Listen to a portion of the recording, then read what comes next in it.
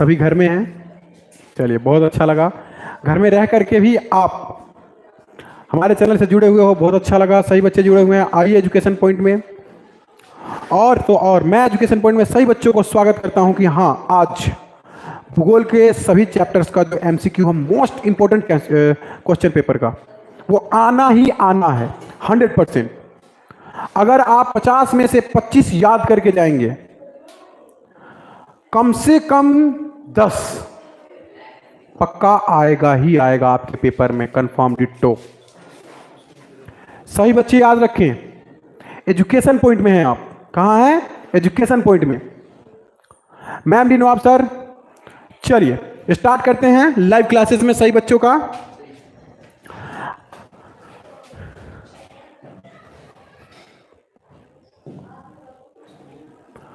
Class 10th का भूगोल जल संसाधन, ये चैप्टर। सबसे पहले हम जानेंगे कि जल संसाधन होता क्या है।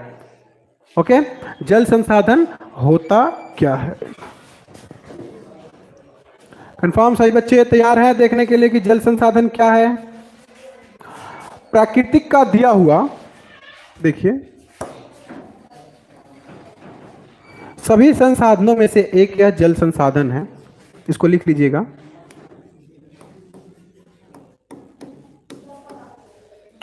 प्राकृतिक का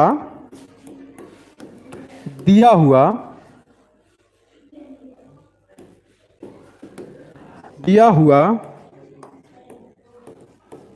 उपहार समझ लीजिए। क्या है ये?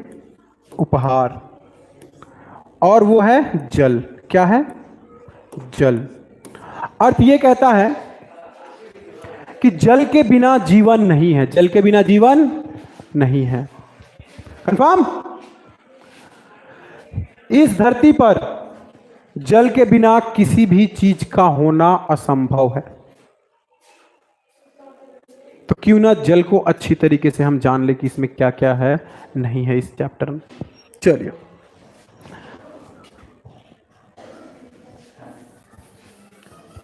जल संसाधन जानना बहुत ही आवश्यक है बच्चों।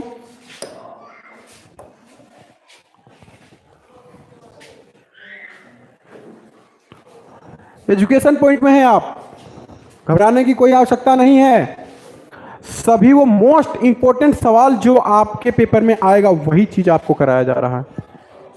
जल प्रदूषण के कारण निम्न में से कौन सी समस्या उत्पन्न करती है? यहां देखिएगा सही बच्चे, यहां जल प्रदूषण हो रहा है। आपको पता ही है कि भारत एक ऐसा देश है जहां पे पानी की कमी नहीं है, किंतु यहां पे प्रदूषित जलों का सबसे ज्यादा होना इस बात का याद दिलाता है कि भारत में कभी गंगा यमुना बहा करती थी, कभी गंगा यमुना की कस्में खाया करते थे। आज वही जल क्या हो रहा है? प्रदूषित हो रहा है। किन कारणों से? चलिए स्टार्ट कर दीजिए सही बच्चे। बहुत सारे बच्चे लाइव हैं। चलिए, जल कारण निम्न में से कौन सी उत्पन्न होती है, यानी कि समस्या। यहां हमें क्या देखना है? समस्या कौन कौन सी है। यहां देख सकते हैं, जलाशय में तलछट का जमना, क्या ये हो सकता है? जल जनित बीमारियां हो सकती है। औद्योगिक कचरे का निर्वहन हो सकता है। जलीय जीवन के बढ़ने में। आपको पता है कि पूरे विश्व में सही बच्चे कमेंट करके बताएंगे मुझे कि पूरे विश्व में, यानी कि धरती समझ लीजिए ये पृथ्वी है। सही बच्चे कमेंट में मुझे बताएं कि पृथ्वी पर कितनी प्रतिशत पानी है?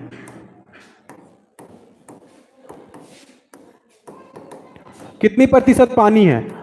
सही बच्चे बताएं मुझे कि पृथ्वी पर कितनी प्रतिशत पानी मौजूद है। और तो और इसमें पीने लायक कितना है? पीने लायक पानी जिसे कहते हैं जल कितना है? आप देख सकते हैं। सही बच्चे कमेंट में मुझे बताएं। इसका आंसर देखिएगा, जल जनित बीमारियां हैं। आंसर बी, जल जनित बीमारियां। कैसे? देखिएगा, जल में प्रदूषण फैलता है, जिससे क्या होता है? हम नदियों में नहाने जाते हैं, है ना, नदियों का पानी पीते हैं। बहुत सारी ऐसी क्रियाएं हैं जो कि हम जल के द्वारा करते हैं, तो उससे हमें क्या होता है? बीमारियां मौजूद होती हैं। कंफर्म है सही बच्चे? चलिए, समझ में आए तभी आप लाइक और सब्सक्राइब जरूर करें। समझ में आना चाहिए सभी बच्चों को। चलिए, अगला सवाल क्या कहता है हमारा? दूसरा सवाल, निम्नलिखित में से कौन आज भारत में उत्पादित कुल बिजली का लगभग 22% है? आप देखिएगा इसमें क्या मांग रहा है, इसमें कह रहा है कि उत्पादित कुल विद्युत यानी बिजली, सौर ऊर्जा, जल विद्युत, उद्योग या भूतापीय ऊर्जा। इसमें वो सवाल करके क्वेश्चन पूछ रहा है कि कौन सबसे ज्यादा ऊर्जा दे रहा है, जिसे कहते हैं हम विद्युत। क्या कहते हैं? विद्युत कहते हैं। कौन कौन सा? इन चारों याद रखिएगा। विद्युत देने, अब सबसे मेन महान चीज यह आ जाता है ना कि इसमें आप तो बहुत सारे क्वेश्चनों का पता चल जाता है। ऊर्जा देने वाले कौन कौन से स्रोत हैं? एक सवाल इसका बनता है, ऊर्जा देने वाले स्रोतों को बताएं। देखिएगा यहां पे ना, ये सवाल तो है ही, आपके लिए एक एक्स्ट्रा सवाल है, ये ऊर्जा देने वाले स्रोतों का नाम बताएं। अब देखिएगा, का नाम बताएं। अब गौर से देखिएगा तो आपको इस सवाल में ना कुछ अचंभित करने वाली चीज पता चलेगी। यहां पे क्या है, इसमें हमें तो सिर्फ एक सवाल में ये ढूंढना है कि कौन कौन से ऊर्जा में है, यानी कि सबसे ज्यादा कौन दे रहा है। लेकिन आपका सवाल यहां आता है कि ऊर्जा देने वाले स्रोतों का नाम बताएं। आप इसमें देखिएगा, अब नाम बताने के लिए आपको बोलेगा तो आप सौर ऊर्जा लिख सकते हैं, जल विद्युत लिख सकते हैं, उद्योग लिख सकते हैं, भूतापीय ऊर्जा लिख सकते हैं। ये क्या है? ओहो बहुत सारे वाइकल किड्स जी, ओहो बहुत सारे बच्चे हैं मेरे भाइयों, बहुत अच्छा लगा। शाहिद है, वेनम ओपी भाई नमस्ते भैया जी। मैं वंश, अच्छा वंश भाई आप भी जुड़े हो, बहुत अच्छा लगा मुझे, बहुत अच्छा लगा। शाहिद भाई भी जुड़े हुए हैं, दीपक, ओहो साकिब भाई भी हैं हमारे। वाइकल किड भाई, वाइकल किड कौन हो, नाम बता दिया करो अपना, ऐसे पता नहीं चलता है भाई। हेलो भैया आप भी, ओहो सुपर। पवन कुमार, ओहो क्या बात है पवन भाई, बहुत अच्छा लगा आकर के। हर्ष, ओहो हमारे हर्ष भाई भी जुड़े हुए हैं। कुछ मैं बताऊं तो बताइए, इतना छोटा बच्चा होकर के हमारे साथ जुड़ा हुआ है। हर्ष बहुत सारी जिम्मेदारियां संभाल रहे हो आप, बहुत अच्छा लगा मुझे। और ये हमारा छुपा हुआ इक्का है, आपको बताएंगे कुछ दिनों बाद। चलिए बहुत अच्छा लगा। चलिए तो इसमें आपका दो सवाल, ये सवाल सबसे ज्यादा महत्वपूर्ण ये है कि आपको इसमें सिर्फ और सिर्फ क्या कह रहा है कि ऊर्जा देने वाले स्रोत, तो ये चारों लिख सकते हैं आप, पक्का कंफर्म। अगर सीबीएसई ने पूछा ऊर्जा देने वाले स्रोतों के नाम बताए तो चारों डाल दीजिएगा। और इसका सवाल क्या है दूसरे का, तो हमारा जल विद्युत है, सबसे ज्यादा जल से ही विद्युत बनाया जाता है। सही बच्चे इसको लिख कर क्या है, बहुत अच्छा सवाल है ये, कंफर्म। यानी जल से क्या है, सबसे ज्यादा ऊर्जा प्राप्त किया जाता है टरबाइन के द्वारा। याद है सही बच्चों को जो मैंने पढ़ाया था, टरबाइन के द्वारा कैसे उल्टा घुमा करके बिजली बनाना, याद है ना सही बच्चे, कंफर्म। चलिए अगले सवाल पे आते हैं हम। अगला सवाल क्या कहता है, अगला सवाल कहता है हमारा कि इनमें से कौन 11वीं शताब्दी में निर्मित प्राचीन भारत की सबसे बड़ी कृत्रिम झीलों में से एक है। ओहो, अब आप ये मुझे बताएं कि कृत्रिम झील का अर्थ क्या होता है। अब देखिए यहां पे 11वीं सदी की बात हो रही है, किसकी बात हो रही है, 11वीं सदी की बात हो रही है। चलिए अब 11वीं सदी में हम बता दें तो क्या क्या हुआ नहीं हुआ, आज शायद ही बच्चों को पता हो। जब आप इस चैप्टर को खोलिएगा तो ये ऐसे बना हुआ हेडिंग है, चैप्टर में नहीं है किंतु एक हेडिंग में लिखा हुआ है, बहुत सारे जल के बारे में बताया गया कि कहां कहां जल का स्रोत बनाया गया, क्या कुआं बनाया गया, क्या क्या बनाया गया 11वीं सदी में। मुझे इस बात पे ना बहुत अच्छा लगता है कि उस समय में हाई टेक्नोलॉजी के जमाने में आज के उस समय बनाया गया हुआ बहुत ही ज्यादा महत्वपूर्ण, सबसे ज्यादा महत्वपूर्ण क्या था, कृत्रिम झीलें थी। क्या थी, कृत्रिम झीलें थी, जो राजा महाराजा बनाया करते थे। कौन बनाया करते थे, राजा महाराजा बनवाया करते थे पानी पीने के लिए, क्योंकि उस वक्त में सबसे ज्यादा महत्वपूर्ण पानी हुआ करता था। और उस पानी के लिए बहुत सारे लड़ाई झगड़े हुआ करते थे, जाति व्यवस्था, वर्ण व्यवस्था की वजह से। ये तो बात है, लेकिन हमारा जो सवाल कहता है कि इनमें से कौन 11वीं शताब्दी से में निर्मित प्राचीन भारत की सबसे बड़ी कृत्रिम झील में थी। तो याद रखिएगा, एक तो है गोविंद सागर झील, एक तो है हौज खास झील, एक भोपाल झील, एक डल झील। अब मुझे ये बताना है सही बच्चों को कि बच्चों अगर आपको झील के बारे में पूछे कि महत्वपूर्ण झीलें कौन कौन सी हैं, तो आप इनका नाम दे सकते हैं, बिल्कुल सही। लेकिन इसका उत्तर जो है सी है। कौन सा है? भोपाल झील बनाया गया था। एक नंबर का सीधा टक सा सवाल है, भोपाल झील बनवाया गया था। कंफर्म है? अगर झीलों का नाम याद रखना है तो याद रखिए, एजुकेशन पॉइंट में आइए, नवाब सर का चैनल खोलिए कि हाँ सर हम आ गए हैं, सारा चीज आपको मिल जा रहा है। यहां पे सिर्फ झीलों के नाम है भाई, और एसएससी वालों के लिए सबसे ज्यादा महत्वपूर्ण है ये। कंफर्म? चलिए आगे क्या करें, अगला सवाल तीसरा, ये तो चौथा।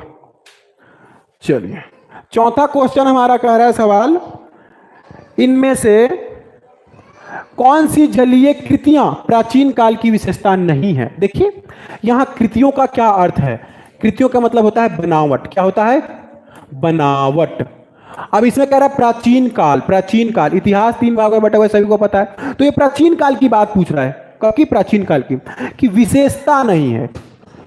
अब सही बच्चे मुझे ये बताएं कि विशेषता होती क्या है, बता पाओगे? कभी कभी होता है कि आपको टाइपिंग में ना दिक्कत आ जाए, लेकिन आपको बतानी है प्राचीन काल की विशेषता। देखिए पहला बहुउद्देशीय नदी घाटी परियोजना, दूसरा पत्थर के मलबे से बने बांध, जलाशय या झीलें या तटबंध और नहरें। अब देखिएगा, तटबंध और नहरें, जलाशय या झीलें, पत्थर के मलबे से बने बांध नहीं है। यह हमारा बहुउद्देशीय नदी घाटी परियोजना है, क्योंकि उस समय में नदियों का क्या किया जाता था ना, नहीं बनाया जाता। उद्देश्य था ही नहीं कि नदी को क्या किया जाए, नहीं किया जाए। अभी अच्छा चलिए मैं क्वेश्चन पूछना चाहता हूं कि विश्व की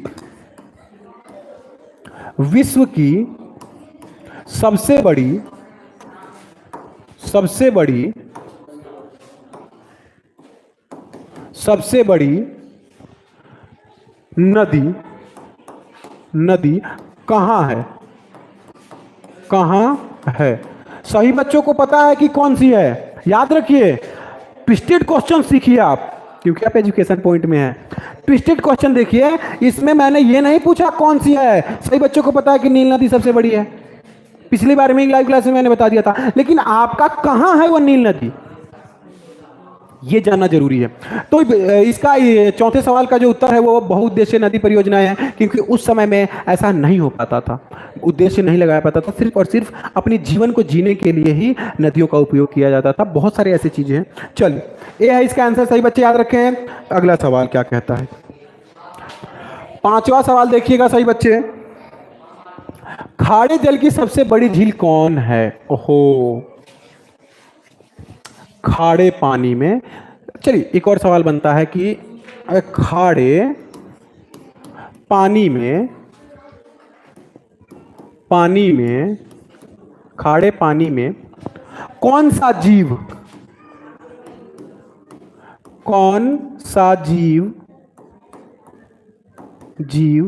रह सकता है?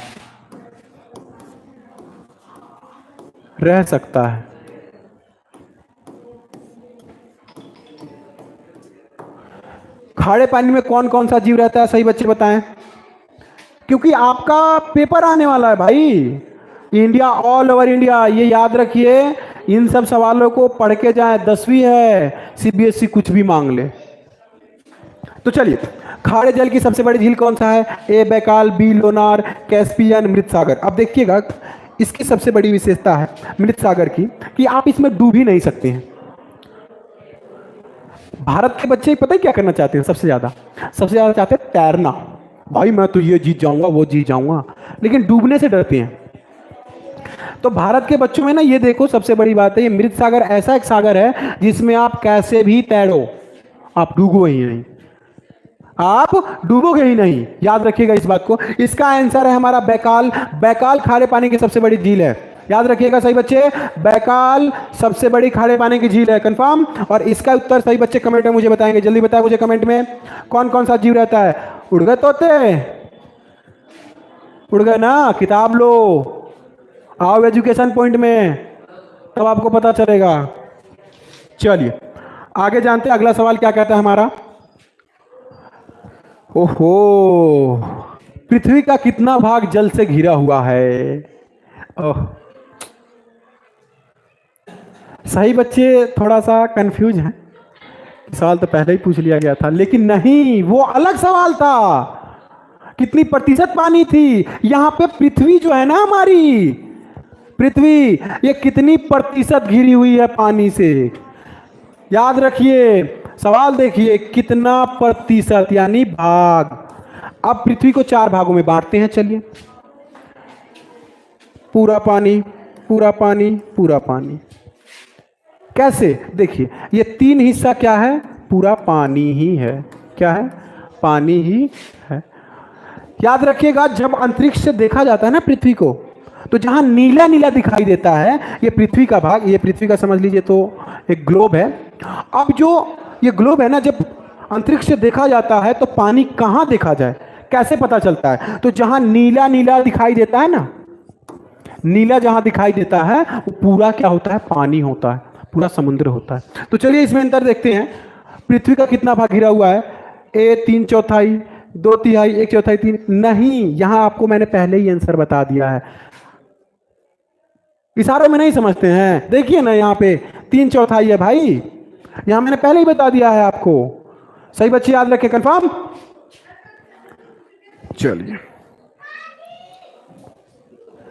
अगला 7वां सवाल क्या कहता है हमारा, देखते हैं। मीठे जल की सबसे बड़ी झील, अभी तो खारे जल की थी, अभी मीठे, यानी दोनों विशेषता। देखिए सबसे महत्वपूर्ण हमारे कंप्यूटर महाशय को जो वो दिया था हमने कि इन सब चीजों में ना डिफरेंस होता है, यानी कि खारे पानी और मीठे पानी। तो देखिएगा, मीठे जल की सबसे बड़ी झील कौन सी है? ओए होए होए। अब यहां हम आते हैं, मीठा जल 1, टिकटिका 2, बैकाल 3, सुपीरियर 4। अगर पूछ सकता है कि मीठे जल का उदाहरण बताएं, कौन कौन से हैं? प्रश्न ये पूछ सकता है कि मीठे जल के कुछ उदाहरण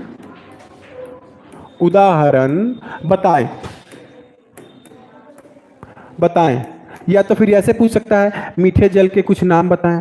तो आप याद रखिए, लिख सकते हैं कैस्पियन, टिटिकाका, बैकाल और सुपीरियर, हो सकता है। चलिए इसका आंसर हम जानते हैं। चलिए इसका आंसर है आपका डी। याद रखिएगा, सुपीरियर सबसे मीठा जल होता है। याद रखिए सही बच्चे, सुपीरियर जल मीठा। अगर आपका सवाल ये पूछ सकता है कि मीठे जल का नाम बताएं, ऐसे ही पूछ सकता है। कंफर्म। चलिए अगले सवाल को देखते हैं। सही बच्चे, बिल्कुल मुझे चाहिए ही चाहिए, क्योंकि ये मोस्ट इंपॉर्टेंट सवाल है। ये सबसे मोस्ट इंपॉर्टेंट सवाल है। ओहो बहुत बच्चे, क्या बात है। आमिर भाई भी जुड़े हुए हैं, साकिब भाई भी हैं, कुदरत भाई भी हैं, सादिया दीदी, ओहो क्या बात है सादिया दीदी, बहुत अच्छा बहुत अच्छा, बहुत अच्छा लगा आप भी जुड़े हुए हैं। याद रखिए, लिख करके लाना है। सही बच्चे चेक कराएंगे मुझे कि हाँ सर मैंने ये पढ़ा है। जितने ही बच्चे हैं ग्रुप में, सही बच्चे याद रखें कि आपको चेक करना है मुझे कि आपने कितना पढ़ा है, क्योंकि ये टक से सवाल आने वाले हैं। अगला सवाल, सरदार सरोवर बांध किस नदी पर बनाया गया है? तो मैं एक सवाल पूछता हूं कि सरदार सरोवर बांध किस राज्य में स्थित है? किस, ये तो मैं सवाल हटाता हूं, यहां कह रहा हूं कि किस राज्य में स्थित है? चलिए बताइए मुझे, ये तो कमेंट में बताना है आपको। सरदार सरोवर बांध किस नदी पर बनाया गया है? ये सवाल है आपका। कृष्णा नदी, नर्मदा नदी, कावेरी नदी, महानदी। अगर नदियों का नाम पूछे तो ये लो ना आपके सामने। आपको ना क्या करना है, डिफरेंट करके सोचना है, डिफरेंट करके सोचना है।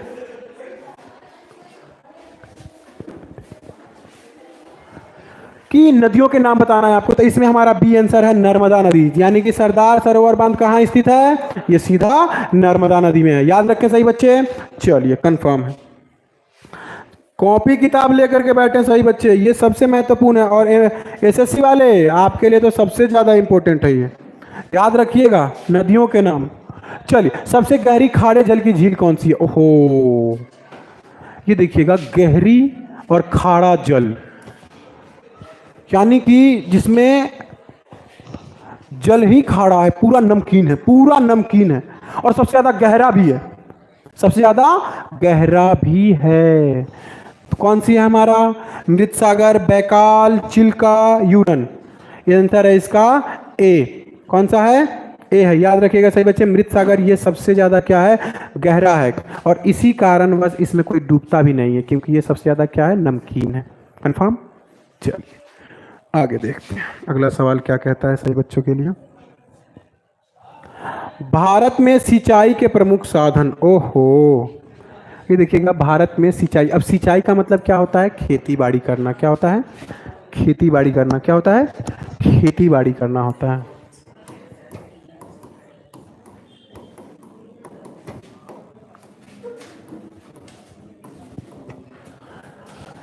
ये एक स्रोत होता है। क्या होता है? ये जरिया होता है। क्या होता है? जरिया होता है, जिससे हम क्या करते हैं? खेती करते हैं। क्या करते हैं?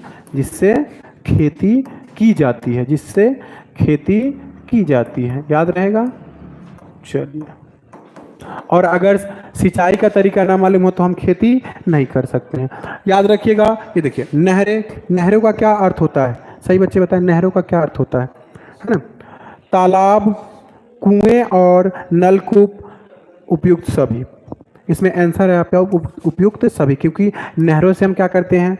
उसमें से पानी निकाल करके सिंचाई कर सकते हैं, तालाब से भी निकाल के कर सकते हैं, कुएं और नलकूप से भी हम कर सकते हैं। कंफर्म? तो इसमें कौन सा है? उपयुक्त सभी। चलिए आगे क्या कह रहा है अगला सवाल, सही बच्चे याद रखें।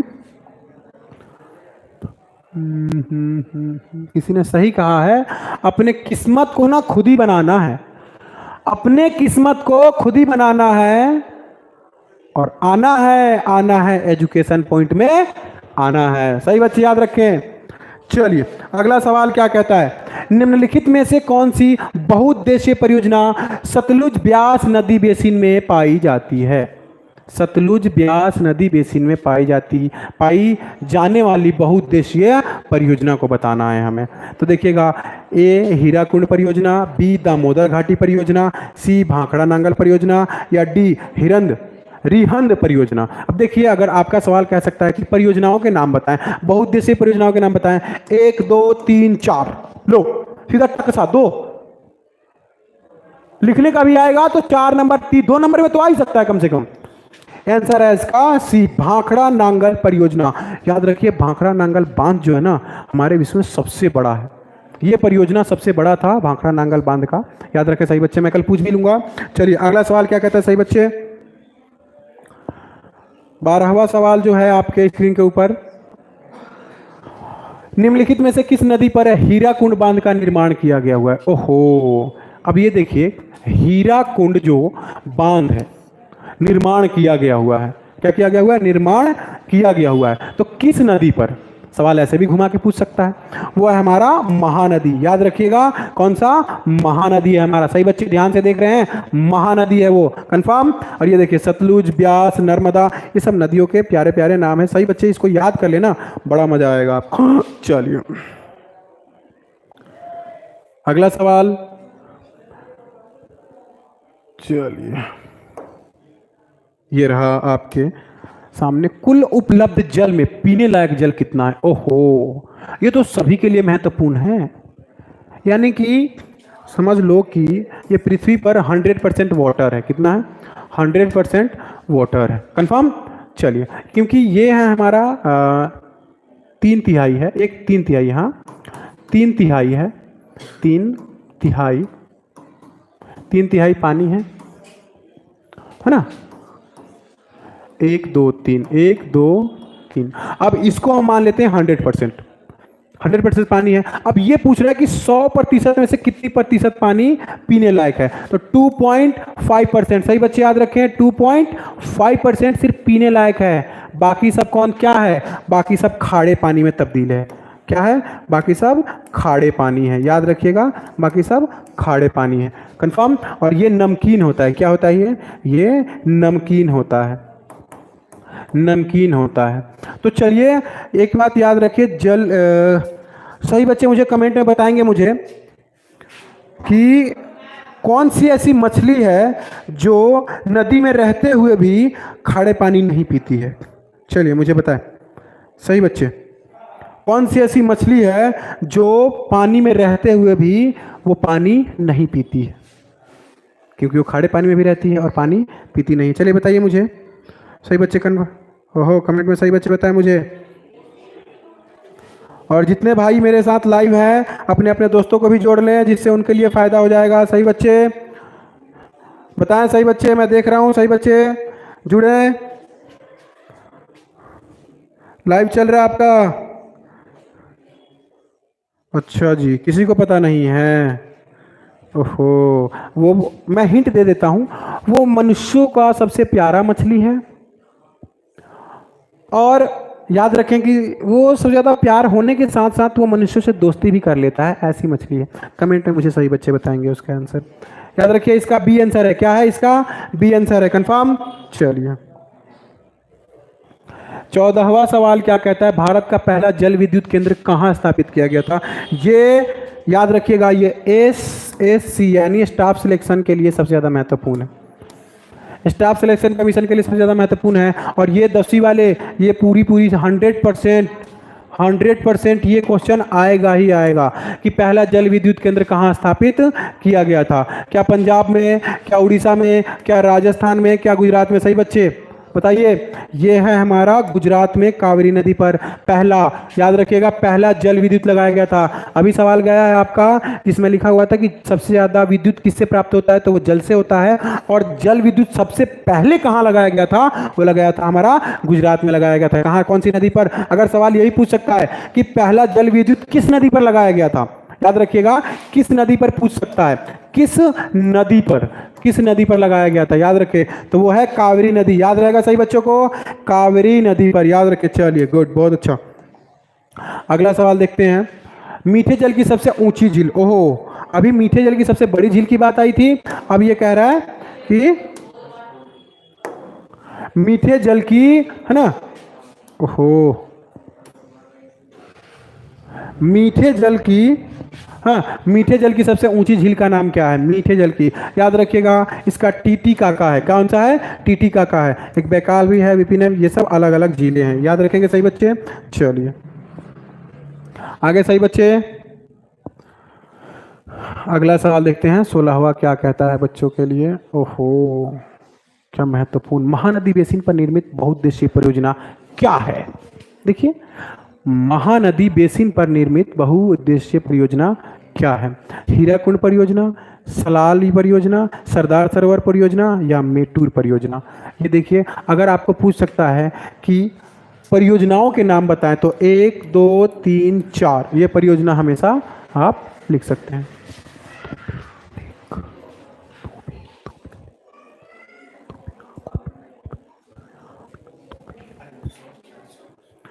अगला देखिएगा, इसमें आंसर, चलिए ये तो परियोजनाओं के नाम है, लेकिन याद रखें ये हमारा आंसर है हीराकुंड परियोजना। हीराकुंड परियोजना क्या है? बहुउद्देशीय परियोजनाओं में से एक है। सही बच्चे याद रखेंगे।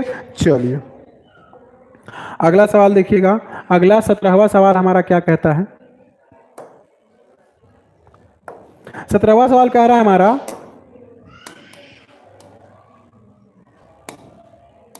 सवाल कह रहा है जल प्रदूषण के कारण निम्न में से कौन सी समस्या उत्पन्न होती है? ओहो, अब देखिएगा, यानी कि जल में जब प्रदूषण आ जाए तो उनमें से कौन कौन सी समस्या उत्पन्न होती है भाई? जलाशय में तलछट का जमना, जल जनित बीमारियां, औद्योगिक कचरे का निर्वहन, जलीय जीवन में बढ़ने में। वह है, ये सवाल थोड़ा डिफरेंट है, यानी कि पहले सवाल से ये थोड़ा सा डिफरेंट है, क्योंकि जल जनित बीमारियां सबसे ज़्यादा होती हैं।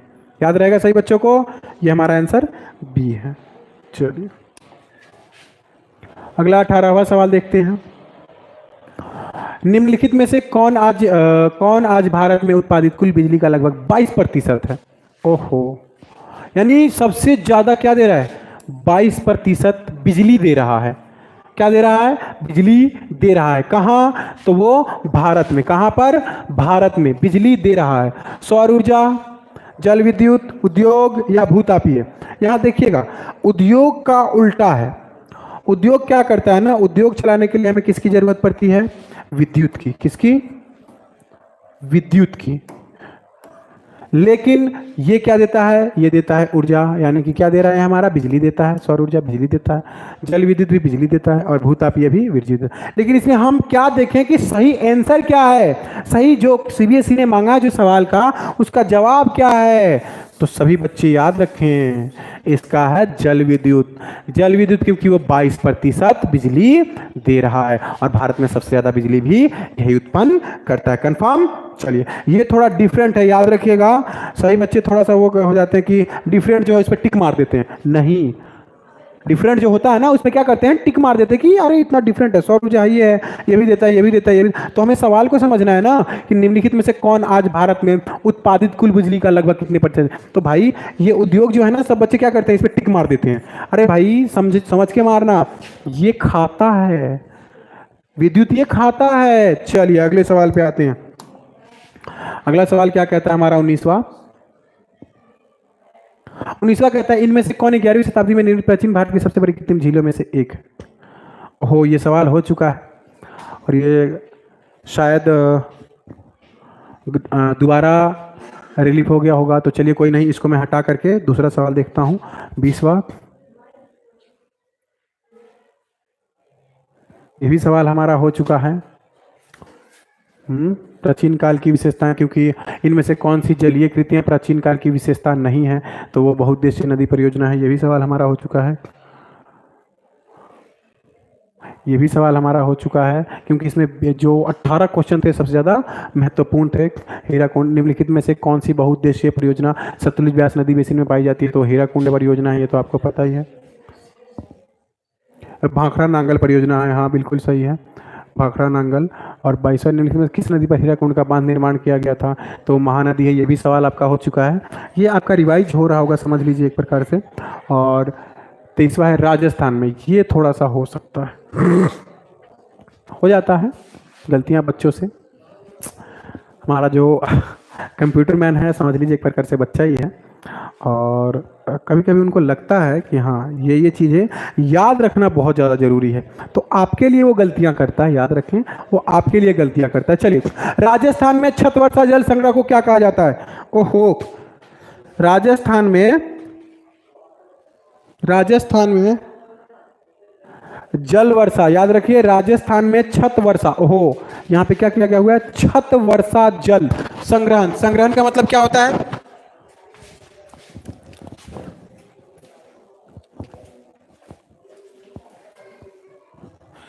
इसमें कह रहा है कि राजस्थान में छत वर्षा। क्या बात है, क्या बात है, बहुत बच्चे कम हो गया है, क्या कम हो गया है भाई बताएं। अरे हमारे साकिब भाई जुड़े हुए हैं, साकिब भाई बहुत खूब। ओहो, Pawan Kumar, Saqib, Shahid, Aamir king, Ayush Pandey, hello sir. अरे आयुष भाई बहुत अच्छा लगा। पांडे जी, ओहो क्या बात है, पांडे जी हमारे, अरे बहुत अच्छा लगा भाई। एमडी नेमतुल्लाह जी, ओहो क्या बात है, बहुत अच्छा लगा भाई। ओहो हो, कुदरत मॉर्निंग, ओ ये क्या मॉर्निंग नहीं है भाई अभी, याद रखें। सही बच्चे लाइव देख रहे हैं, क्या बात है, बहुत अच्छा भाई। काम हो गया क्या, और भाई सबका काम होगा भाई, सबका काम होगा, घबराइए मत। बहुत अच्छा लगा भाई, हमारे पांडे जी भी जुड़े हुए हैं। चलिए देखते हैं आगे। यानी कि राजस्थान में छत वर्षा जल संग्रह, संग्रह का मतलब क्या होता है, एकत्रित करना होता है। संग्रह का मतलब क्या होता है, एकत्रित करना, याद रखिएगा। एकत्रित क्या होता है, एकत्रित करना, एकत्रित करना क्या होता है, एकत्रित करना को क्या कहा जाता है, तो याद रखिएगा। क्या वो गुल हो सकता है, या वो कुल हो सकता है, टाँका हो सकता है, बाव हो सकता है, नहीं, हमारा आंसर सी है, टाँका। क्या है, टाँका, क्योंकि वहाँ पे ना घर के अंदर क्या किया जाता है, घर के नीचे एक कमरा बनाया जाता है जिसमें पानी का स्रोत रखा जाता है, बगल में बना सकते हैं टाका, है ना।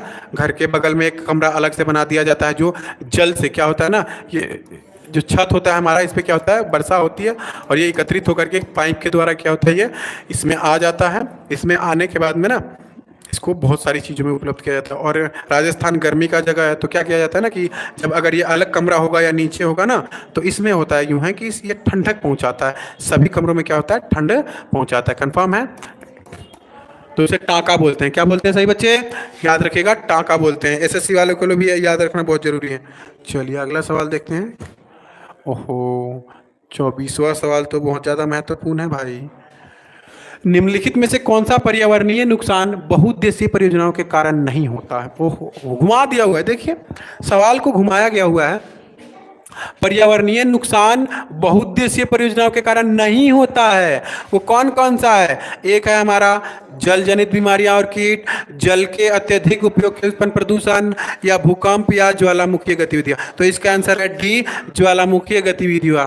याद रखिएगा, ज्वालामुखी से क्या कारण है भाई? इसका कोई कारण नहीं है। जल जनित तो हो ही सकता है, जल के अत्यधिक उपयोग से प्रदूषण होता है, भूकंप भी नहीं आ सकता है, लेकिन ये हमारा आंसर सही है, ज्वालामुखीय गतिविधियां। चलिए सही बच्चे याद रखें, और सही बच्चे अपने दोस्तों को भी बताएं कि हाँ लाइव क्लास चली है, आपको ज्ञान मिल रहा है। क्या मिल रहा है? ज्ञान मिल रहा है। हाँ सर बोलिए। अरे साकिब भाई आपका तो टाइपिंग ही गजब है, क्या बात है। कुदरत भाई भी है हमारे साथ में ही। साकिब भाई, कुदरत भाई, क्या बात है, बहुत अच्छा लगा आप लोग। चलिए आगे देखते हैं कितने बच्चे हमारे साथ जुड़े हुए हैं जिनके लिए सबसे ज्यादा फायदेमंद है ये सवाल। चलिए, इनमें से किस क्षेत्र में गुल और कुल का उपयोग कृषि के पानी के उपयोग के लिए किया जाता है? अभी जो सवाल हमारा गया था, ये याद रखिएगा कि ये सीधा क्या कह रहा है। ये देखिए, गुल कुल का उपयोग पानी यानी कृषि के पानी के उपयोग के लिए किया जाता है। याद रखिएगा सही बच्चे। दक्षिणी पठार राजस्थान के रेगिस्तान में नहीं, राजस्थान आप टिक मारोगे, गलत है। पश्चिमी हिमालय में किया जाता है, याद रखिएगा पानी का उपयोग। और गंगा के मैदान उसमें तो पानी रहता ही रहता है। कंफर्म है सही बच्चे? चलिए आगे आते हैं अगले सवाल पे। नहीं, अगला सवाल नहीं आएगा हमारा। अगला चैप्टर, ये सबसे ज़्यादा महत्वपूर्ण चैप्टर है और इसको करना आपका दायित्व ही बनता है कि पेपर में आपके कंफर्म यही तो यही आएगा ही आएगा। कंफर्म है सही बच्चे? कल मुझे चेक कराएंगे कि हाँ क्या क्या सीखा आप लोगों ने, कल क्या क्या नहीं सीखा। चलिए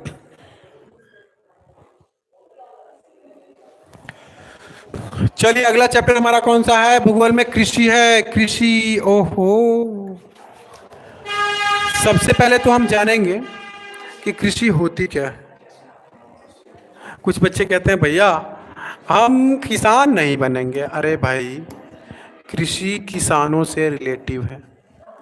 याद रखिए, यही तो है जो भारत को पाल रहा है, यही तो है जो भारत को जिला रहा है, यही तो है जो भारत को सब कुछ दे रहा है। लेकिन लोग इसमें ही नहीं जाना चाहते हैं। इसमें ना लोग सोचते हैं कि गवार लोग होते हैं। नहीं भाई, आज भारत में वो पढ़े लिखे इंसान भी जाकर के कृषि करना सीख रहे हैं और कृषि के बारे में सीखना बहुत ही जायज़ है। शहरों की भाग दौड़ से अच्छा तो कृषि करना है। और कृषि प्रधान देश है हमारा भारत, याद रखिएगा, कृषि प्रधान देश है हमारा। सबसे पहले कृषि का तरीका भारत ने ही अपनाया था। और याद रखिएगा, भारत ही एक ऐसा देश है जहां सदियों पहले से कृषि होती आ रही है, खेती बाड़ी होती आ रही। धरती को मां मानना भारत में ही है। धरती को अपनी यानी कि मां के तौर से भी ज्यादा मानना, इसको हर चीज मानना, इस धरती में लिप्त हो जाना भारत का ही संस्कार है। सही बच्चे याद रखें इस चीज को। चलिए आगे हम आते हैं पहले सवाल महत्वपूर्ण में। भारत के सकल राष्ट्रीय उत्पाद में कृषि का योगदान कितना प्रतिशत है? ये देखिएगा सही बच्चे, बहुत ही ज्यादा महत्वपूर्ण है। ये डिट्टो आएगा ही आएगा 100%। इसमें कितना है? 13% है। और जीडीपी का फुल फॉर्म मुझे बताएं सही बच्चे। जीडीपी, कल मैं सही बच्चों से पूछूंगा जीडीपी का फुल फॉर्म क्या है, और अभी कमेंट में मुझे बताएं कि जीडीपी का फुल फॉर्म क्या है। सही बच्चे, इसका आंसर बी है। पवन, नाइस भैया। साकिब, हर्ष, ओहो, सही बच्चे जुड़ जाएं, सही बच्चे जुड़े, जितने ही बच्चे हैं सही भी जुड़ जाएं। याद रखें नवाब भैया का क्लास चल रहा है, सभी बच्चे याद रखें नवाब भैया का क्लास चल रहा है। और ये सबसे ज्यादा महत्वपूर्ण है। चलिए, जीडीपी का फूल बताया। इस आंसर, पहले आंसर का जवाब ए है। 13.7% क्या है राष्ट्रीय उत्पादन में कृषि का योगदान होता है। चलिए अगले सवाल की तरफ बढ़ते हैं हम। अगला सवाल क्या कहता है कृषि का? भारत की कितनी प्रतिशत आबादी, ये देखिएगा, कितनी प्रतिशत आबादी हाँ प्रत्यक्ष अप्रत्यक्ष रूप से कृषि कार्य में लगी हुई है। ये देखिएगा, ये जो सवाल है ना, ये बहुत ही ज़्यादा महत्वपूर्ण है। और कैसे महत्वपूर्ण है बताता हूँ। पहले हमारे यहाँ 100% क्या थे कि कृषि में जुड़े हुए थे।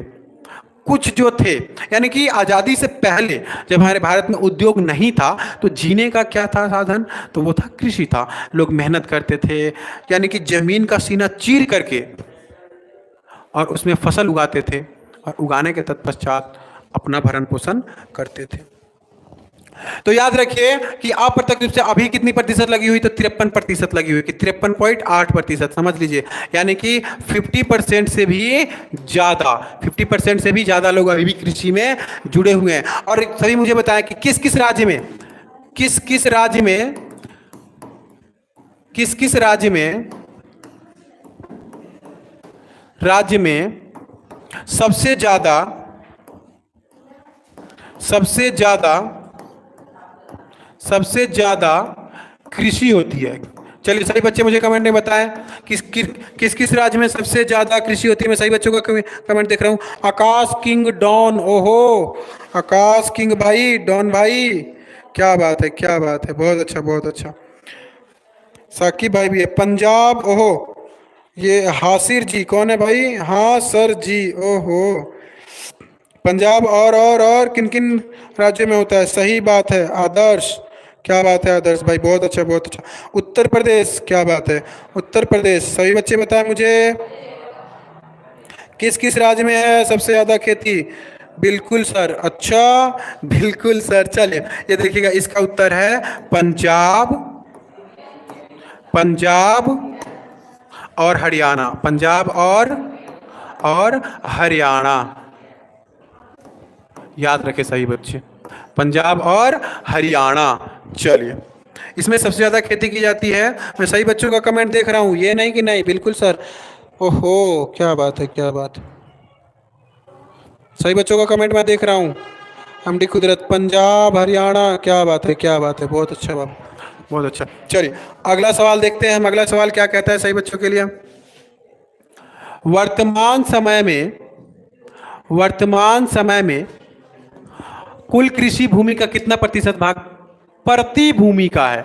ओहो, प्रति भूमि समझते हैं, सपाट होता है एकदम, इस पे कोई कृषि उर्षि नहीं होती है। आपने देखा होगा कि बच्चे यहाँ पे क्रिकेट बॉल खेलते हैं, है ना, यहाँ पे क्रिकेट बॉल खेलते रहते हैं, उसे प्रति भूमि कहते हैं। ये ज़्यादातर गांव में होता है, ज़्यादातर कहाँ होता है? गांव में होता है। तो वो 5% है। कितना है? 5%। सही बच्चे याद रखेंगे 5%। ये सवाल आने का पूरा 100% चांस है, क्योंकि प्रति भूमि के बारे में ना शहर के बच्चे जल्दी जानते नहीं हैं। याद रखें, प्रति भूमि के बारे में शहर के बच्चे जल्दी जानते नहीं हैं। बिल्कुल सही, बिल्कुल सही, बहुत अच्छा। मुझे बहुत अच्छा लग रहा है कि सही बच्चे कमेंट कर रहे हैं। ओहो, और कुछ बच्चे ऐसे हैं कि हमें, यानी कि क्या बताएं आपको, कभी कभी कह रहे हैं कि भैया हाँ तो बीत, हाँ अरे भाई कभी लाइव छोड़ करके, इसे कहते हैं बंक मारना। आजकल जो लाइव क्लास चल रही है ना, उसमें बच्चे बंक मारने का एक सीधा सीधा तरीका आ चुका है। पता है क्या करते हैं? क्लास में जुड़े रहते हैं और देखते हैं कि जब ध्यान नहीं है सीधा सीधा हट के गेम खेलना स्टार्ट करते हैं। अरे भाई, गेम खेलना जो स्टार्ट कर रहे हो ना, वो अपने ऊपर, अपने लिए, अपना अंधकार भविष्य कर रहे हो। अगर आप लाइव क्लास से जुड़े हुए हो ना, तो लाइव क्लास में बने रहें, जिसमें आपको नई नई चीज़ें सीखने को मिलेगी। और जो गेम खेलने वाले हैं, याद रखें आपका जीवन ही गेम बन जाएगा। सही बच्चे याद रखें, आपका जीवन ही गेम बन जाएगा। इस चीज़ को याद रखें, क्योंकि कुछ सीखना है तो जरूर आए। और जो बच्चे जा रहे हैं, आ रहे हैं ना, बहुत अपने भविष्य को ही अंधकार में जा डाल रहे हैं। ये तो बात सच्चाई है। लेकिन मैं उन बच्चों से यही कहना चाहूँगा कि आप अपना भविष्य जो अंधकार में डाल रहे हो ना, उसे हम कुछ नहीं कर सकते, हम आपको हमेशा आगे बढ़ाने की कोशिश करेंगे। चलिए, ये सवाल का आंसर आपको पता चली गया। चलिए अगला क्या कह रहा है हमारा? अगला सवाल क्या कहता है? अगला सवाल, भारत में कुल भूभाग के कितना प्रतिशत भाग मैदानी है? मैदानी का मतलब समझते हैं ना सही बच्चे? ये 43% है। सही बच्चे याद रखें, कितना? 43%। ये देखना, ये अगर आप 25 के 25 क्वेश्चन अगर कर लिए, इसमें से 4 या 5 जरूर टकराएगा आपका, बिल्कुल कंफर्म ही कंफर्म 4 या 5 जरूर टकराएगा ही टकराएगा, क्योंकि ये सवाल बहुत ज्यादा इंपॉर्टेंट है। बी आपका आंसर 43% बिल्कुल सही सवाल है, सही आंसर है आपका। चलिए अगला क्वेश्चन देखते हैं, अगला क्या कह रहा है। अगला आपका 5वां कह रहा था, भारत में लगभग 2/3 आहा, ये 2/3 है। 2/3 लोगों की जीविका का आधार क्या है? अब ये देखिए, 2/3 का मतलब यूं होता है, सही है ना? 2/3। तो इसमें ये कह रहा है कि 2/3 का जीविका, जीविका यानी जिंदगी जीने का, याद रखिएगा, जिंदगी जिंदगी जीने का आधार क्या है? तो यहाँ पे याद रखिएगा, क्या कृषि हो सकता है, उद्योग हो सकता है, सेवा कार्य या विदेशी व्यापार? नहीं, आज भी गांव में जाइए तो कृषि ही है। क्या है? कृषि ही है। उद्योग तो शहरों में लगाया जाता है। उद्योग कहाँ लगाया जाता है? शहरों में लगाया जाता है। सेवा कार्य किस में होता है? आप बैंक में काम करते हैं, वो सेवा कार्य होता है ना? आप ड्राइविंग है, वो सेवा कार्य। विदेशी व्यापार यानी कि आयात निर्यात कर रहे हैं इस देश से, उसे कहते हैं। कंफर्म है सही बच्चे? इन चारों चीजों के बारे में पूछूंगा। चलिए क्वेश्चन नंबर 5वां हो गया। छठा का क्या क्वेश्चन कह रहा है देखिएगा। छठा क्वेश्चन हमारा कह रहा है, झूम कृषि किस प्रकार की कृषि है? ये देखिएगा सभी बच्चे, झूम कृषि किस प्रकार की कृषि है? ये सही बच्चे इंपॉर्टेंट है, सबसे ज्यादा याद रखें कि झूम कृषि की क्या गहन कृषि हो सकती है, शुष्क, स्थानांतरित कृषि या रोपण कृषि? सही बच्चे याद रखें, स्थानांतरी होता है। स्थानांतरी का मतलब क्या होता है? एक जगह पर, याद रखिएगा, एक जगह पर, एक जगह पर, एक जगह पर। ओहो, क्या बात है, क्या बात है। कमेंट देख रहा हूं तो ऐसा लग रहा है कि सभी बच्चे मुझे बहुत ज्यादा पसंद कर रहे हैं। बहुत अच्छा, बहुत अच्छा। कितने बच्चे अभी जुड़े हुए हैं सब दिख रहा है। बहुत खूब, बहुत खूब। ओए होए, बहुत अच्छा क्वेश्चन है। जितने बच्चे भी जुड़े हुए हैं याद रखें सही बच्चे। चलिए कल तो यानी एक जगह से एक जगह कर ली जाती है, फिर वहां पे क्या कर दिया जाता है? उसे परती छोड़ दिया जाता है। क्या किया जाता है? उसे परती छोड़ दिया जाता है। उसके बाद दूसरी जगह, तो उसे क्या कहते हैं? एक स्थान से दूसरे स्थान पर क्या होना? हस्तांतरित, यही गहन कृषि, झूम कृषि कहा जाता है। कंफर्म सही बच्चे? चलिए अगला सवाल क्या कहता है हमारा। 7वां सवाल कहता है, सोपानी सीढ़ी नुमा, ये क्या होता है ना? ये सीढ़ी नुमा होता है। सोपान याद रखिएगा, सुपानी का मतलब क्या होता है? सीढ़ी नुमा होता है। सही बच्चे याद रखें, सुपानी का मतलब क्या होता है? सीढ़ी नुमा खेती भारत के किस राज्य में होता है और प्रचलित भी है? क्या है? यानी कि सीढ़ी नुमा, एक खेती यहाँ पे हुआ, एक खेती यहाँ पे हुआ, एक खेती यहाँ पे हुआ, एक खेती यहाँ पे हुआ, इसे कहते हैं सीढ़ी नुमा कहते हैं। इसे क्या कहते हैं? सीढ़ी नुमा। क्या बिहार में? नहीं, यहाँ पे सपाट किया जाता है। पंजाब में? नहीं, यहाँ भी सपाट किया जाता है। हरियाणा में? नहीं, यहाँ सपाट किया जाता है। ये उत्तराखंड जो राज्य है हमारा, ये करेक्ट आंसर है। उत्तराखंड में क्या है ना कि जो पहाड़ी इलाका है, क्या ये पहाड़ी इलाका है, तो ऐसे खेती होती है। एक यहाँ होता है, एक यहाँ होता है, एक यहाँ। इसमें ना सबसे ज्यादा पानी का ना जो कृषि होता है ना, यानी कि इसमें पानी अगर यहाँ इस खेत में डाल दिया जाए और ज्यादा बहा दिया जाए तो इसमें से होते हुए इस खेत में, इस खेत में, इस खेत में आ जाता है। चलिए अगला सवाल देखते हैं। अगला सवाल क्या कहता है सही बच्चे? 8वां सवाल है, झूम खेती भारत में किस भाग में की जाती है? झूम खेती याद रखिएगा, भारत के किस भाग में की जाती है? याद रखें सही बच्चे। तो झूम खेती किस में होती है? झूम खेती भारत में उत्तरी भाग में होती है। कहाँ होती है? उत्तरी भाग में होती है। सही बच्चे याद रखेंगे, कौन सा? उत्तरी भाग में खेती होती है। कौन सी? तो झूम खेती होती है। कहाँ? उत्तरी भाग में होती है। चलिए अगला सवाल क्या होता है? अगला सवाल कहता है हमारा कि निम्नलिखित में से कौन सा कृषि प्रणाली को दर्शाता है जिसमें एक ही फसल लंबे चौड़े क्षेत्र में उगाई जाती है? ओहो, यानी देखिए आप पंजाब देखे हैं, हरियाणा के बारे में भी जानते हैं। यहाँ पे क्या किया जाता है ना, धान है ना, धान या गेहूं या तो फिर बाजरा, इन सब चीजों को ना सबसे ज्यादा उगाया जाता है। क्या किया जाता है? उगाया जाता है। तो यहाँ पे ये कह रहा है कि एक ही फसल लंबे चौड़े क्षेत्र में उगाया जाता है। कैसे और कहाँ? तो उसे कौन सी फसल कहते हैं? गहन कृषि, स्थानांतरित कृषि, इसका ये तो आएगा नहीं, ये भी आएगा नहीं। बागवानी कृषि नहीं, यहाँ पे है रोपण कृषि। याद रखिएगा, बागवानी में ज्यादातर क्या किया जाता है? आम का पौधा लगाया जाता है ना? आम का पौधा लगाया जाता है, आम का या केले का, केले का, इन सब चीजों का लगाया जाता है। लेकिन रोपण कृषि होती है एक लंबे चौड़े क्षेत्र में उगाई जाने वाली जो फसल होती है उसे क्या कहते हैं? रोपण कृषि बोलते हैं। चलिए अगला सवाल क्या कहता है सही बच्चों के लिए 10वां, इनमें से कौन सा यंत्र प्रारंभिक, अच्छा ये बताइए मुझे, यंत्र को इंग्लिश में क्या कहते हैं? सही बच्चे मुझे बताएंगे, यंत्र को इंग्लिश में क्या कहते हैं? सही बच्चे मुझे बताएं, यंत्र को इंग्लिश में क्या कहते हैं? ओहो, यंत्र को इंग्लिश में क्या कहते हैं?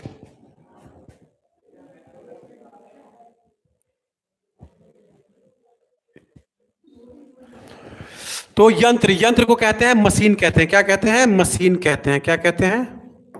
मशीन कहते हैं। ये थोड़ा अजीब सा नहीं होता है? सही बच्चे पढ़ते हैं माचीन, ओहो, अरे नहीं भाई, ये मशीन होता है। क्या होता है? मशीन होता है। सही बच्चे याद रखें। तो कृषि के लिए देखिए, यानी कि इनमें से कौन सा यंत्र प्रारंभिक जीव का कृषि कार्य के लिए उपयोगी नहीं है?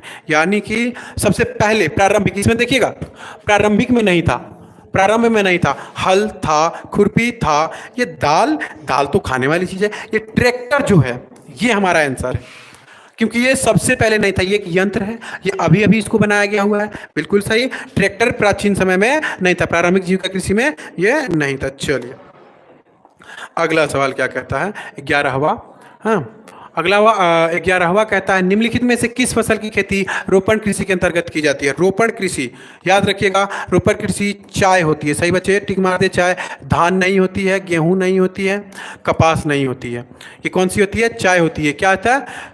चाय रोपण कृषि के अंतर्गत आ जाती है। बिल्कुल बात सही है। अगला सवाल देखते हैं, अगला सवाल क्या कहता है हमारा 12वां, निम्न में से कौन सा रोपण फसल नहीं है? ओहो, अभी तो रोपण फसल के बारे में था और अभी कह रहा है कि रोपण फसल में नहीं है। तो ये देखिएगा, गन्ना एक प्रकार का रोपण फसल है, चाय भी रोपण फसल है, रबड़ भी रोपण, लेकिन गेहूं रोपण फसल नहीं है। ये हमारा आंसर है, ये हमारा आंसर है, यानी रोपण फसल नहीं है। कौन सा?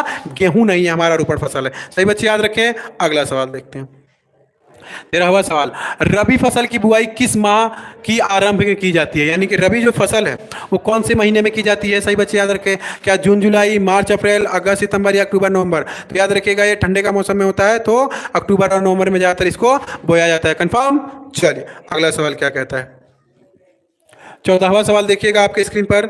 सही बच्चे, जायद फसल कौन सा है? जायद फसल का उत्पादन किस मौसम में होता है? यानी सभी मौसमों के बारे में इसमें बता दिया गया है। तो जायद फसल क्या गर्मी में, क्या बरसात में, क्या जाड़ा में, क्या बसंत में? तो इसका आंसर गर्मी सही है। जायद फसल कब उगाई जाती है? गर्मी में उगाई जाती है, यानी कि चौथे महीने से लेकर के आप छठे महीने तक देख सकते हैं इसको उगाया जा सकता है। कौन सा है? गर्मी में। चलिए कंफर्म है। सही बच्चे। अगला सवाल देखते हैं 15वां, दुग्धोत्पादन उत्पादन, इसको कहते हैं दूध उत्पादन में विश्व में भारत का कौन सा स्थान है? अब देखिएगा, हमारे जो कृष्णा जी थे वो सबसे ज्यादा दूध पीने वालों में से नंबर 1 है, और सबसे ज्यादा गैया भी वही चढ़ाते थे।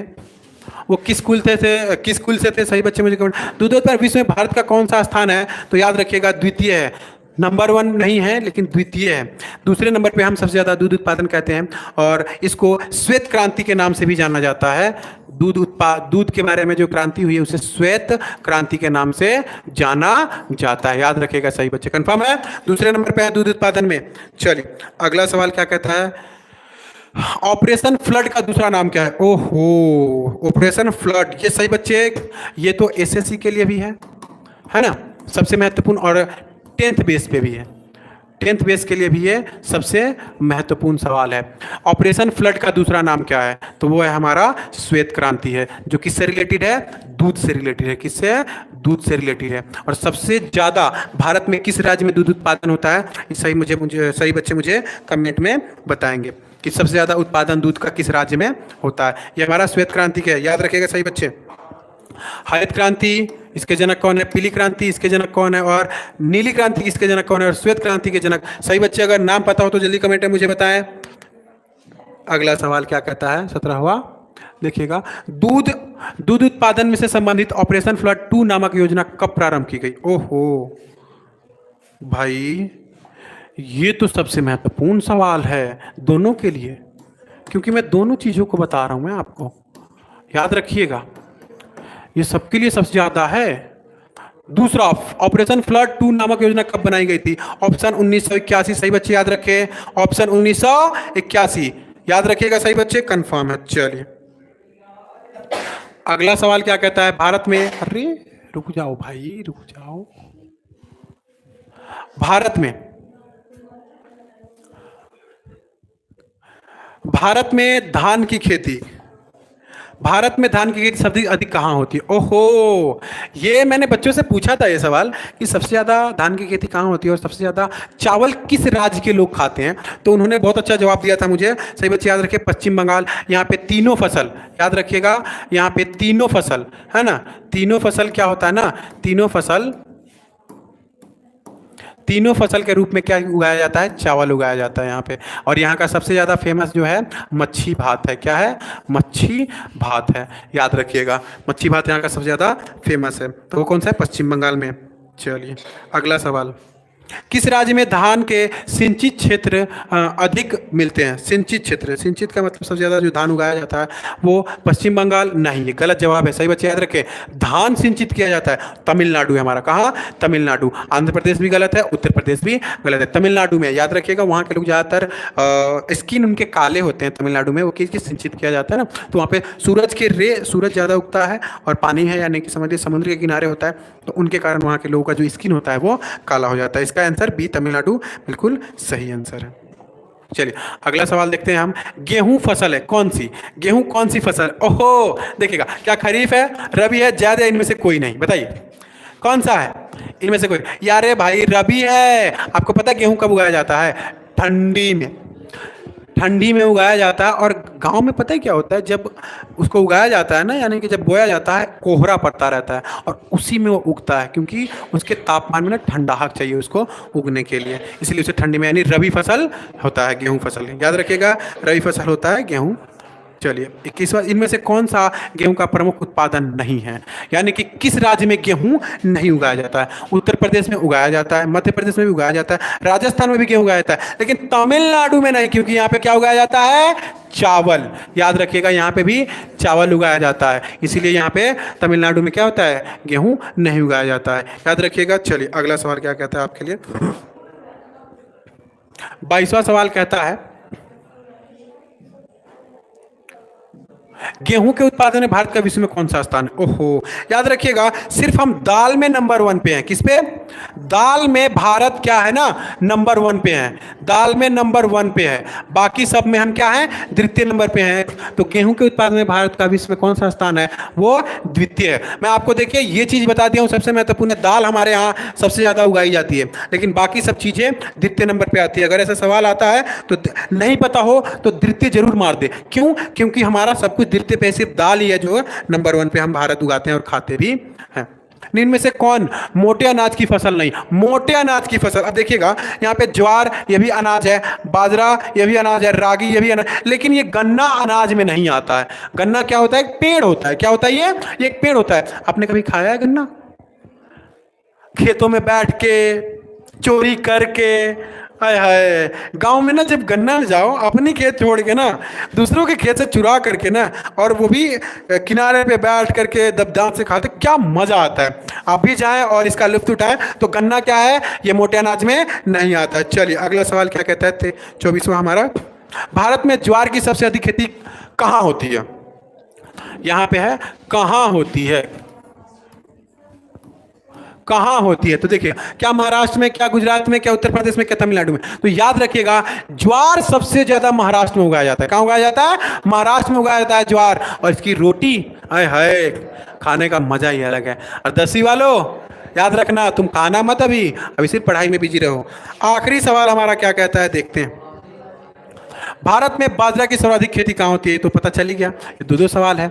ये हमारे भारत में ज्वार की, और ये भी है भारत में बाजरा की। ओहो, बाजरे की रोटी खाई है आपने? बाजरे ज्वार की रोटी आपने तो सुना भी नहीं होगा, देखा भी नहीं होगा, लेकिन ये होती है और सबसे ज़्यादा विटामिन होती है।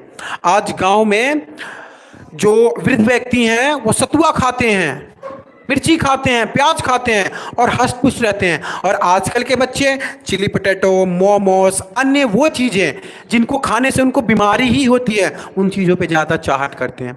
तो मेरा मानना है आप इन सब चीज़ों को छोड़ें और ज़्यादातर जो वृद्ध व्यक्ति कहते हैं, जिससे आपकी हड्डी मजबूत हो, जीने में मजा आए, आपकी लंबी आयु बढ़ाए, वो चीज खाएं। कंफर्म? आखिरी सवाल कहता है, भारत में बाजरे की सर्वाधिक कहाँ होती है? तो ये देखिएगा, क्या महाराष्ट्र में नहीं, गुजरात में नहीं, राजस्थान में, तमिलनाडु में? हमारा आंसर सी है, राजस्थान में आज भी किसकी बाजरे की रोटी सबसे ज्यादा खाई जाती है। कंफर्म? चलिए, आखिरी सवाल हमारा खत्म हुआ और नेक्स्ट क्लास आपका चलेगा अगली बार भूगोल में खनिज तथा ऊर्जा संसाधन का। कौन सा? खनिज तथा ऊर्जा संसाधन का। और सभी बच्चे याद रखें कि आपको इस क्लास में आना बहुत ही ज्यादा महत्वपूर्ण है, क्योंकि मैं चेक करूंगा। ओके, और लाइक और सब्सक्राइब करें, जाते जाते लाइक तो करते चले जाओ मेरे भाइयों, कि आपके पास और ज्यादा पहुंच जाए और ऐसे एजुकेशन पॉइंट में बने रहे जिससे आपका फायदा हो जो पेपर में आप करके आए। Okay, good luck.